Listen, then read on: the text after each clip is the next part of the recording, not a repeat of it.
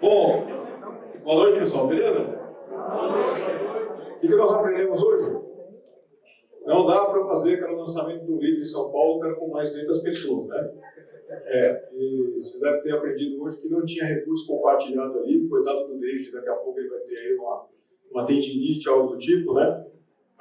Mas, galera, se você não assinou o seu livro, você vai ter a oportunidade, vamos dar um tempinho aí para o David descansar um pouco. E, galera, prazer ter vocês aqui. Lançamento aí do livro do David em português, a terceira edição.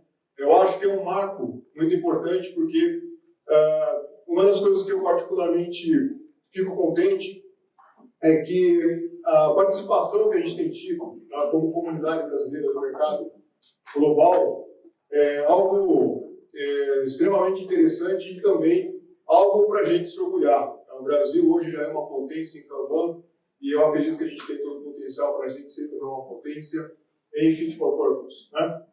Galera, eu quero contar uma história aqui para vocês, né?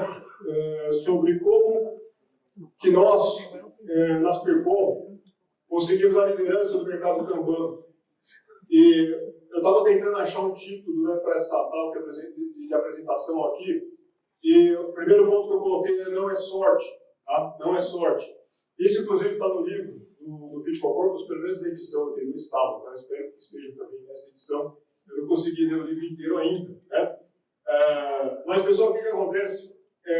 Um dos pontos que a gente vai possivelmente aprender aqui é que o que é foco no cliente? Hoje em dia, pessoal, eu vejo que se tornou meio que uma frase de efeito, né?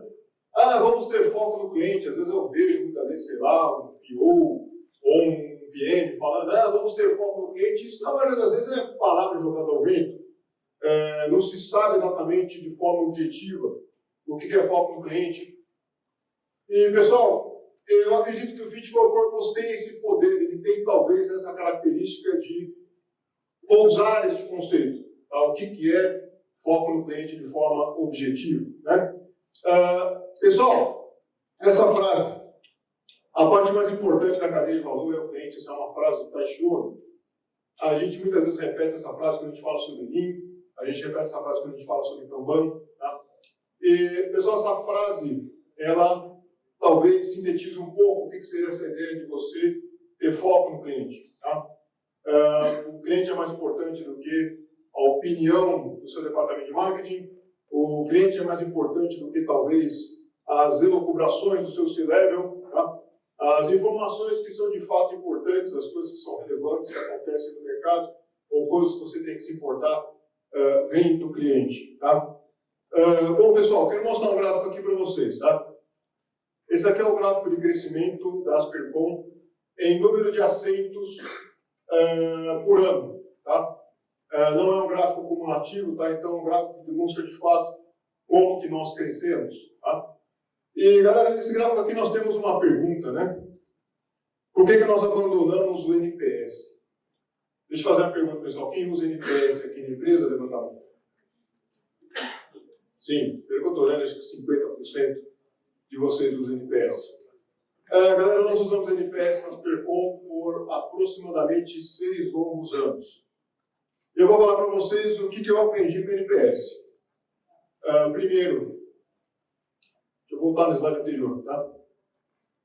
Pessoal, durante todo esse período aqui, 2012 a 2016, a gente tinha um NPS 8.8, 9.2, flutuava entre esses números. E uma coisa que eu descobri, pessoal, nessa época: os promoters não promovem porcaria nenhuma, tá?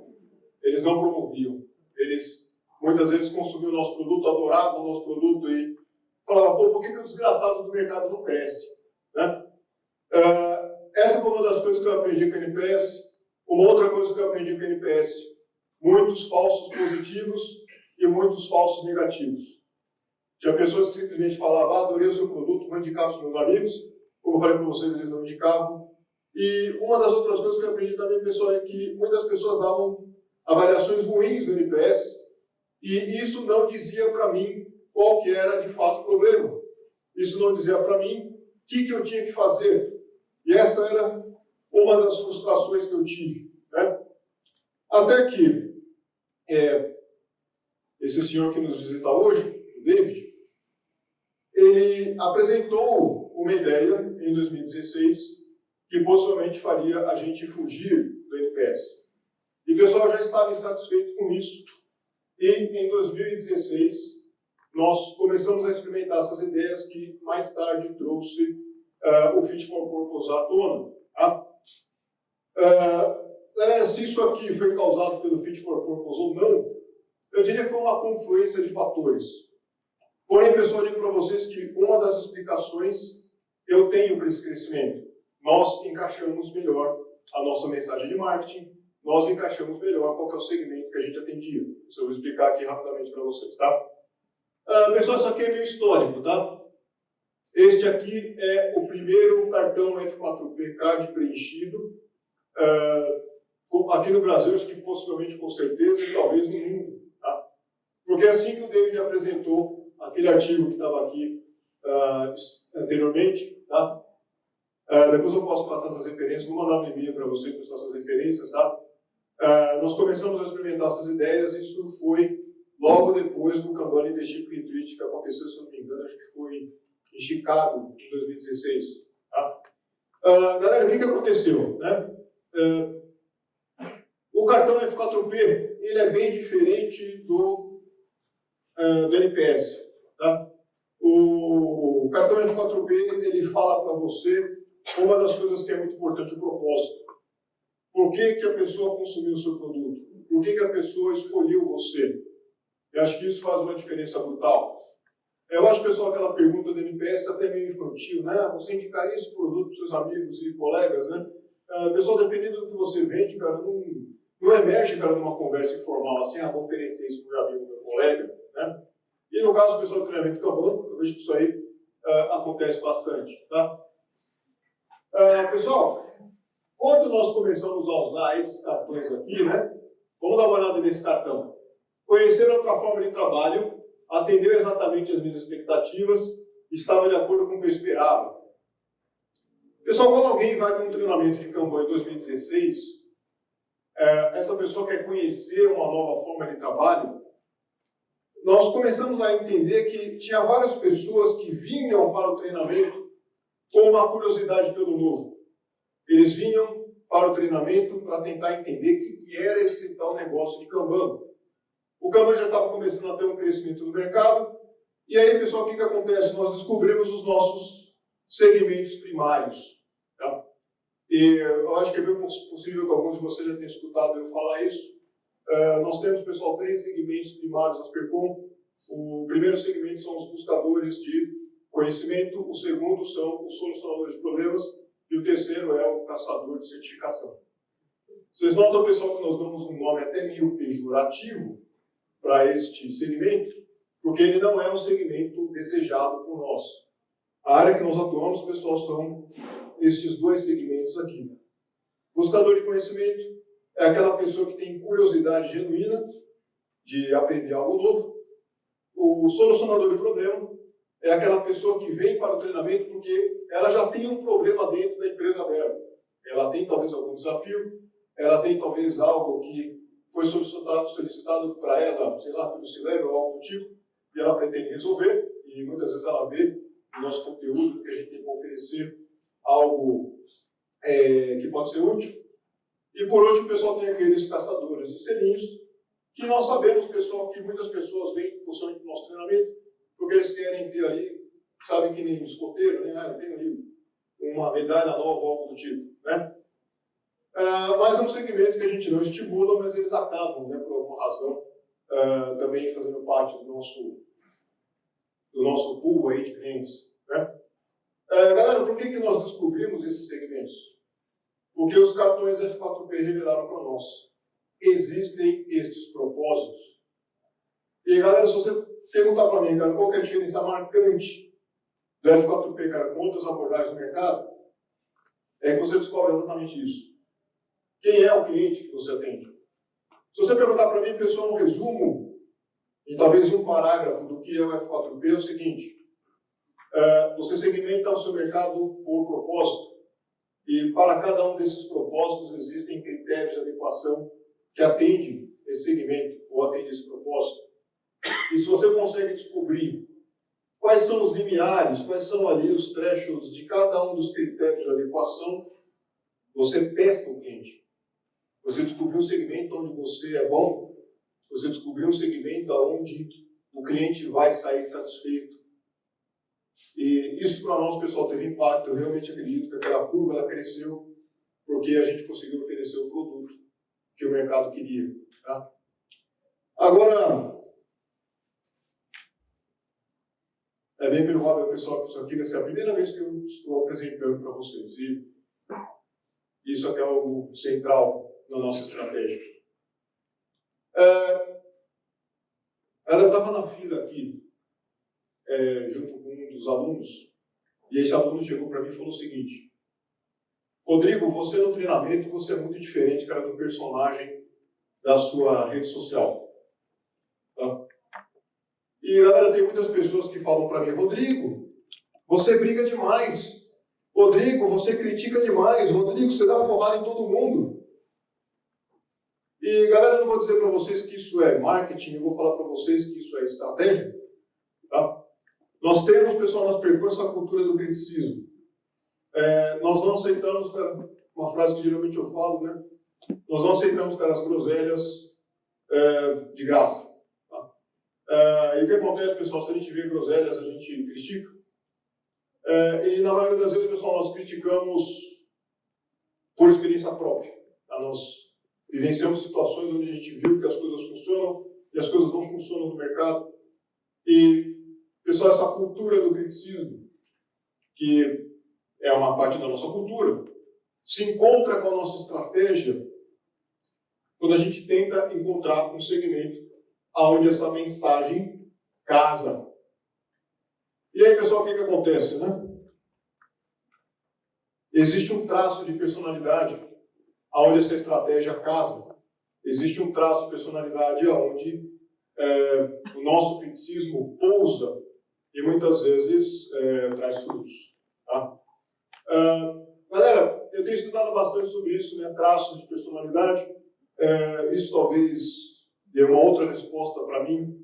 Se o Fit for Purpose me responde sobre o que é foco do cliente, se você quiser entender sobre pessoas, na minha opinião, você tem que estudar sobre essa teoria das personalidades da psicologia. Nós temos um traço de personalidade, pessoal, que é a conformidade, e algumas literaturas traduzem como a amabilidade. E, galera, nós não somos a empresa mais cheia de amor que você possa imaginar. Nós somos uma empresa meio dura. Isso é uma coisa que geralmente eu não falo também. Pessoal, alguém sabe por que a empresa se chama Aspercom? Não? São bem poucas pessoas que sabem o porquê.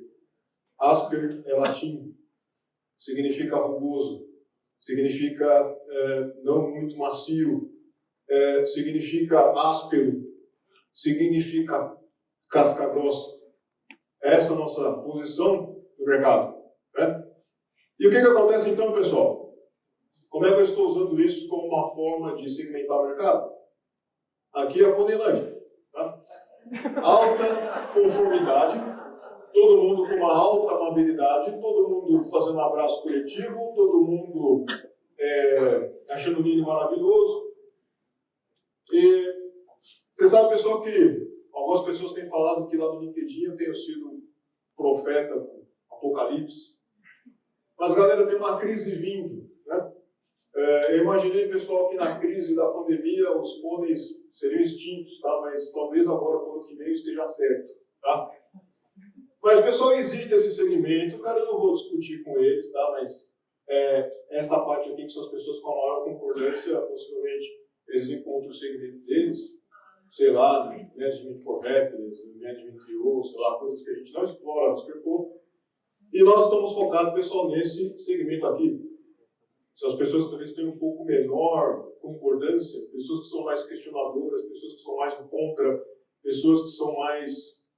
se você perguntar para mim, pessoal, a inovação ela sempre emerge à margem da discordância. Tá? Não é concordando com todo mundo que possivelmente a inovação emerge, tá? Na maioria das vezes. Galera, isso aqui então é uma parte do nosso posicionamento, né? E esse aqui, pessoal, é um gráfico que eu tenho promulgado bastante, porque é uma visualização bem interessante do seu ajuste ao propósito. Galera, quando você responde aquele F4P Card, aquilo é uma orientação ao propósito, como eu falei para vocês, e lá quando você fala se o produto ou serviço atendeu o seu propósito, você tem uma escala de 1 a 5. Tá? Essa escala mais ou menos é a seguinte, pelo menos nas Percon é desse jeito que nós usamos. Tá? 5 seria excedeu a minha expectativa.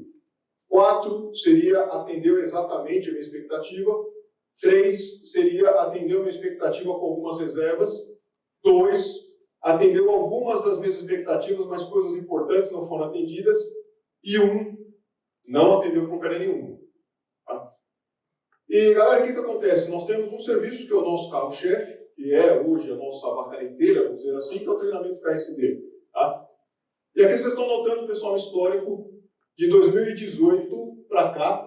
E a razão, pessoal, de ser de 2018 para cá foi porque o David fez uma mudança naquele formulário F4P e por isso a gente perdeu um pouco o nosso histórico, os dados não poderiam ser misturados. Tá? E vocês estão notando que toda essa parte azul, né, seria aquilo que nós excedemos a expectativa. Aquilo que é o verde, se for escuro, atendeu a expectativa, claro, atendeu com algumas reservas ou com algumas ressalvas.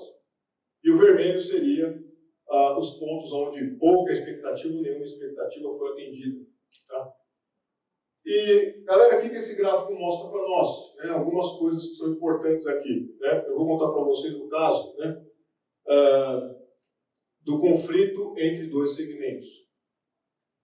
Pessoal, nós vivenciamos algo que começou mais ou menos por aqui. Ó, tá? Vocês estão notando que 2018 foi legal, alguns vermelhos, mas muito poucos. Tá? E outra coisa, tá, pessoal, essa porcentagem aqui não é uma porcentagem de pessoas, é porcentagem de propósitos, porque quando a pessoa responde o formulário, ela pode ter 3 propósitos no mesmo formulário. Alguns propósitos vão ser atendidos, outros não. Tá? Mas vocês estão notando, pessoal, que a partir aqui de mais ou menos 2019, os vermelhos começam a crescer, tá? Esse pico aqui, pessoal, ele é uma variabilidade especial, não uma variabilidade normal. Esse pico aqui, pessoal, foi uma turma que eu e o Juliano entregamos que foi problemática. Tá? Eu vou entrar em detalhes sobre isso. Tá? As pessoas me odiavam lá. Tá? Então, esse negócio da conformidade baixa tem efeitos colaterais também, tá? Eu vou mentir. Mas, pessoal, o que nós notamos aqui, durante o ano de 2019, pré-pandemia, uma coisa importante, tá, pessoal? Eu ministrei esse treinamento até aproximadamente antes da pandemia. E, pessoal, isso aqui aumentou porque nós começamos a receber o seguinte feedback. Olha, o treinamento é muito bom, mas eu quero mais teoria. O treinamento é muito bom, mas eu acho que o programa exagera em atividades práticas. Isso é uma característica também da nossa empresa. Nós usamos jogos, simulações para ensinar. E nós começamos a notar, pessoal, que o segmento buscador de conhecimento, conforme o mercado foi crescendo, esse segmento foi mudando. E nós notamos que esse segmento de buscador de conhecimento, eles começaram a pedir para nós ideias encaixotadas. Rodrigo, fala para mim a regrinha. Rodrigo, fala para mim o que eu tenho que falar, quero para o meu gestor. Eu quero que você dê um negócio mais redondo. Rodrigo, não me faça pensar. Era mais ou menos esse comportamento que nós começamos a notar, cara, nesse segmento. Né? E isso, pessoal, também é uma coisa que o Fit for Purpose nos prevê, né? Que quando o mercado vai se maturando, os critérios de adequação vão também mudando. Só que aí, pessoal, você tem um problema. Você tem uma oferta no seu catálogo, uma oferta, onde tem um segmento solucionador do problema, que é o nosso segmento-alvo, que nós gostamos desse segmento, porque esse segmento muitas vezes nos dá crescimento. Eles adoram as atividades práticas, eles adoram ter que encaixar as coisas sozinhos na cabeça deles. Só que este critério de adequação, atividades práticas, entrou em conflito direto com outro segmento, que também é um segmento-alvo nosso, que é o buscador de conhecimento. Entenderam a crise? Complicado, né? Porque se você fala o seguinte, cara, eu vou colocar um pouco mais de teoria, eu não vou chegar a fazer prescrição, porque prescrição é uma coisa que nós não acreditamos na empresa, mas nós não vamos também tirar a parte que é cabida ao segmento solucionador de problemas. Ora, você tem um conflito. E, galera, o que acontece? Os dois segmentos para nós eram segmentos-alvo. os dois segmentos para nós eram importantes. Alguém tem alguma solução? Como é que nós podemos, com o mesmo produto, entregar mais teoria para um segmento que precisa mais disso? Vou falar para vocês a nossa solução. Nós criamos o Flow Club. Acho que quem é aluno das Prepon aqui conhece o Flow Club. É uma biblioteca de conteúdo. E lá vai ter teoria para o cara à vontade. Lá vai ter aula estilo universidade. Né? Vai ter lá o conteúdo falando, olha, é isso aqui que é isso aqui que é aquilo. E o que acontece, pessoal? Nós fizemos essa modificação, porque se você for parar para pensar, no treinamento KSD, a gente prefere atender melhor o solucionador de problema do que o buscador de conteúdo, o buscador de conhecimento. Entendeu? E aí o que acontece, pessoal? Tivemos aqui o período da pandemia, né? Mas vocês devem ter notado que aqui melhorou bastante, de cá para cá, tá? Comparado com o que a gente tinha aqui durante todo 2019. E se você for para pensar, galera, aqui em 2022, o Oliveira e o Juliano têm feito aí um excelente trabalho. Tá? Vocês estão notando que está com bem pouca avaliação, com notas 1 e 2 desse ano aqui corrente. Tá? Galera, como eu falei para vocês, a gente usa esta visualização principalmente porque a gente enxerga o nosso treinamento KSD como um serviço. Pessoal, o que significa enxergar o treinamento, ou o seu produto, ou o seu serviço como um serviço? Isso é um pouco da teoria do Kanban. Né? Pessoal, como eu falei para vocês, eu parei de ministrar esse treinamento em 2019. Às vezes as pessoas pensam assim, né? Mas vamos avaliar se a saída do Yoshima do treinamento não vai impactar algo. Seria natural, concorda comigo? Pessoal, nós não tivemos essa preocupação, por quê? Porque nós quisemos, nós planejamos a coisa para ter uma continuidade do serviço. Cara, o serviço tem que ser robusto o suficiente para não depender, cara, do Yoshima, vamos dizer assim. Tá? E galera, não se engane, cara, isso era um medo nosso. Será que quando o Yoshima sair do KSD, cara, vai parar de vender? Isso era uma preocupação. Qualidade também. Vocês notaram, pessoal, que não foi o caso. O serviço continuou estável. O problema não era a saída do Yoshima, o problema era dois segmentos estando com conflitos em algum critério de adequação. Tranquilo? Pessoal, essa frase aqui é uma frase do Alexei que ela tem ressoado, cara, na minha cabeça desde que eu escutei ela, se não me engano, em 2018. Serviços são robustos, a estrutura é frágil. O que o Alexei quis dizer com isso, pessoal? Ele quis dizer o seguinte. Cara, modas de estruturas, elas vêm e vão, concorda comigo? A organização, às vezes, ela se organiza de forma matricial, às vezes ela se organiza de forma disciplinar. Tivemos um modelo Spotify. E, pessoal, Team Topologies vai ser o outro grande problema que possivelmente a gente vai ter que resolver nos próximos 5 anos. Tá? E qual é o problema, pessoal, de você ser um tarado pela estrutura? O problema de você ser tarado pela estrutura é que o teu cliente não está ligando, cara, como é que essa estrutura é. Ninguém compra produto nenhum porque é feito com squad. Tá? Ninguém compra, cara, produto nenhum porque não, cara, a organização é flat. Você já viu alguma vez, pessoal, alguém vendeu alguma coisa? Compra comigo, cara, porque minha organização é flat. Não é, pessoal, não é um critério de adequação. O seu cliente não está ligando, cara, com a sua estrutura.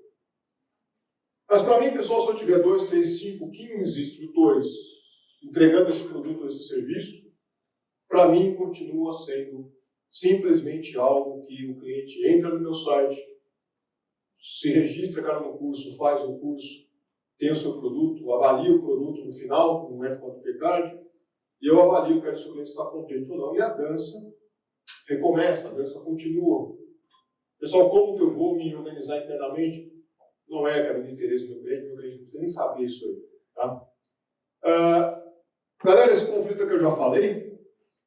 E aí, cara, para terminar, né, o que explica o nosso sucesso?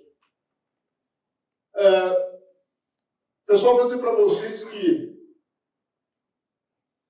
quando você tem uma organização de baixa maturidade, eu acho que alguns de vocês vão se identificar com isso. O cliente, cara, é um mero detalhe. Ou em algumas situações, cara, o cliente um estressor, né? O cliente ele é uma coisa que te incomoda, né? Eu tenho contato, às vezes, com organizações de baixa maturidade que elas chegam para mim e falam o seguinte: ah, Rodrigo, a gente não tem sucesso porque o meu cliente é burro. Tá? Ah, a gente não tem sucesso porque o meu cliente não entende o produto. Cara, isso é responsabilidade sua. Uma vez que eu conversei com um gerente de produto, ele falou assim para mim: ah, Rodrigo, o cliente dá avaliação baixa para a gente lá no Apple Store, no Google Play, porque a gente integra, cara, com uma plataforma de pagamento, e essa plataforma de pagamento não funciona, cara, e no fim a gente acaba levando a culpa. Eu cheguei, cara, para esse PM, bati no ombro dele e falei o seguinte: cara, vou contar uma novidade para você. A culpa é sua, cara. A culpa é sua, cara. O cliente não pode, cara, ser penalizado pelas escolhas que você fez. Né? E, galera, se você for perguntar para mim, eu acho que a grande mensagem, na minha opinião, cara, do Fit for Purpose é essa daqui. Não voe às cegas. Não voe às cegas. Galera, você pode ter qualquer tipo de forma onde você tenta compreender qual que é o propósito do seu cliente, o que o seu cliente espera de você. O Fit for Purpose é uma boa alternativa para isso.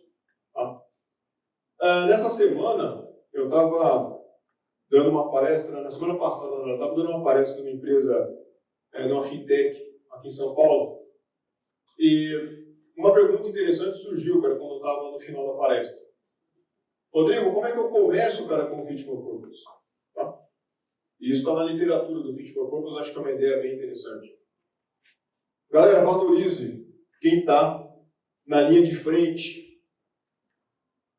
Geralmente as pessoas que fazem parte do atendimento ao cliente, do saque, às vezes até, cara, no marketing e de vendas, são as pessoas que estão, cara, nas posições menos glamourosas, são posições onde o turnover é muito alto, geralmente são pessoas que não são muito bem pagas. E, galera, a resposta que eu dei para essa pessoa que me perguntou foi, a resposta que eu dei para essa pessoa foi o seguinte: comece conversando, cara, com essas pessoas que estão na linha de frente. Vai lá no saque, vai lá com o pessoal de vendas, vai lá com, no meu caso particular, o instrutor que está entregando, e pergunte, cara, quais são as narrativas que eles estão escutando, cara, do mercado. Tá? Isso é importante, você ter essa sensibilidade. O que o mercado está falando. O box score, pessoal, o gráfico que eu mostrei aqui é importante, mas nada substitui, cara, o contato olho no olho ali. Tá? Por que, pessoal? Porque geralmente o que é mais importante é a narrativa que o mercado, é a narrativa que está emergindo no mercado. Pessoal, não importa muito, cara, o que a empresa fala para o mercado. Não importa muito. Pessoal, eu já vi, cara, empresas fazendo alegações, cara, absurdas, né, sobre resultados e tudo mais. E, pessoal, o que é importante é a narrativa que os clientes falam, cara, da empresa no mercado, não o que a empresa fala. Tá? Galera, nós aprendemos marketing, cara, nas PECOM, na tentativa e erro. E aqui tem algumas lições que eu quero compartilhar com vocês. A primeira delas é: não minta para o mercado. Galera, outra coisa que eu vou falar para vocês, cara, na prática. Um cliente insatisfeito, ele é menos pior, cara, do que um cliente traído, ou do que um cliente enganado. Pessoal, quando o cliente, cara, sai de consumir o seu produto ou serviço, com a sensação que ele foi enganado, cara, é pior do que ele se sentir insatisfeito. São duas coisas bem diferentes. Tá? Galera, nós estamos vivendo uma era hoje em dia que, como minha avó dizia, cara, mentira tem perna curta. E, cara, se você mente, se você falta com a verdade, essa questão moral, uma hora ou outra, cara, vai espetar na sua bunda. Essa é a dica que eu dou para você. Tá? Segundo, não é foco no cliente, cara, é foco nos segmentos. Como eu falei para vocês, foco no cliente talvez seja abrangente demais. Quando nós falamos foco no segmento, significa que você deliberadamente, cara, tem certos segmentos que você não vai atacar, que você não vai querer. Tá? Terceiro, boca a boca é antifrágil. Pessoal, praticamente, acredito eu que 85% foi o último número que a gente levantou. 85% dos meus clientes são clientes que vieram por indicação. Tá? É bem provável que muitos de vocês aqui que eu conheço são clientes que eram da Aspercom. É bem provável que você chegou à Aspercom que era por indicação de alguém. Tá? Pessoal, boca a boca, cara, é o marketing mais barato, mais efetivo, cara, que existe. Tá? Não é o mais rápido ou ágil, mas é o mais robusto, antifrágil. Tá? Por último, pessoal, só que é uma visão minha, como eu falei para vocês, muitas dessas coisas nós aprendemos na tentativa e erro. Cultura e estratégia, cara, é a mesma coisa, não tem razão para você separar essas duas coisas. A estratégia é algo que dança junto com a cultura. A cultura, ela é meio que mais heterogênea, mas não adianta nada você ter uma estratégia que não é adequada com a sua cultura, e muito menos que você tenha uma cultura que não é adequada, cara, com a sua estratégia. Tá? Galera, acho que era isso, né? E eu tenho um pedido para vocês aí. Abra o livro na página 355. Eu quero achar, cara, um livro que tenha uma bolinha rosa. 355 a página. Bolinha rosa, show? Você acabou de ganhar um treinamento Fit for Purpose, tá?